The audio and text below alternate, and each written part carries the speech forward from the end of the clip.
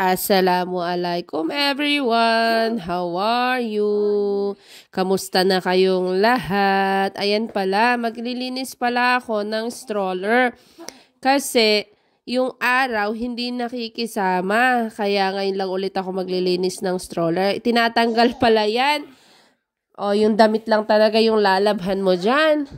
Kaya ina-assemble ko pa yan. Ayan, kinukuskus ko muna yan para pala yan. Hindi kasi natatanggalin sa washing. Ayan pala, nagwalis pala ako dyan. Karga ko yung aking anak. Ang hirap talaga na maging isang nanay. Kaya dapat talagang kakayanin. Minsan nga, nagiging octopus talaga ako dyan. Alam nyo ba? O, ayan. Try ko siyang patulugin. Pero ayaw niya talagang matulog. Kaya ayan, tingnan nyo, pagkabigay ko ng gatas, panoorin nyo na lang kung paano ako kumilos. Ayan, nagbalik ulit ako dyan kasi hindi naman umiiyak yung anak ko. Nag-steam pala ako dyan. Oh. Tapos, umiiyak na naman yung anak ko, kaya binabalik ko na naman siya. Binalikan ko siya. Pinapatulog ko nga siya, pero ayaw niya talagang matulog. Mga oras na nga yan, 10 o'clock na, oras na pala ng tulog niya. Ayan, chinek ko pala kung salamin yun ng aking anak. Ayan, bumalik na ako dyan kasi naalala ko pala wala kami mainit na tubig. Ayan, tapos nakita ko ang pangit na ng rep namin, tinanggal ko yung plastic para magandang tingnan.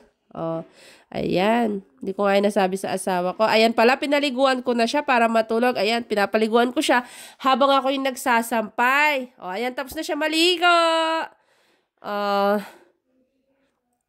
Ayan, nabihisan ko na rin siya. Pwede na siyang matulog. O, diba? Ayan, nilagay ko na rin pala ulit siya sa stroller. Matutulog na siya niya, konting ugoy lang. Ayan pala, kumukulo na pala yung mainit ko na tubig. Mamaya ko na yan isasalin. Nagtimpla na rin pala ako ng gatas dyan sa aking anak para dire-diretso na ang tulak. Ayan, kutulak ng konti tayo. Ayan, sige. Oh. Ang hirap talaga na maging isang ina. Hindi katulad dun sa pag nasa ibang lugar ka, sa Pinas ka. Oy, bihabilin nga at may gagawin ako. Dito, hindi yan pwede. Ayan, natulog na yan. Kaya ako'y tuwang-tuwa na dyan. Pumapalakpak pa nga ako kasi ang dami pang trabaho nag-aabang sa akin. O, umikot pa ako dyan ng bongga. Kasi para makita niya kung gaano ako katuwa, natulog na yung aking anak. O, diba?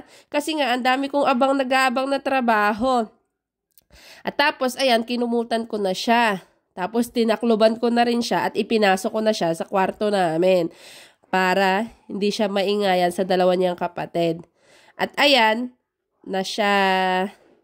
Ayan, nagsampay na rin pala ako. Ayan nga, ang lakas nga ng hangin eh. Pinagdampot ko pala yung anak ko dyan. Ng mga nahangin, nalaglag sa hangin. O, yan. O, sige, dampot siya. Nagrareklamo nga. Sabi daw, nalilipad din daw. Ayan, pala aking mga nilabhan malinis na yan. Hanggang sa muli, Jazakur Khairan. Bye-bye. Assalamualaikum. Bye-bye. Follow mo ako!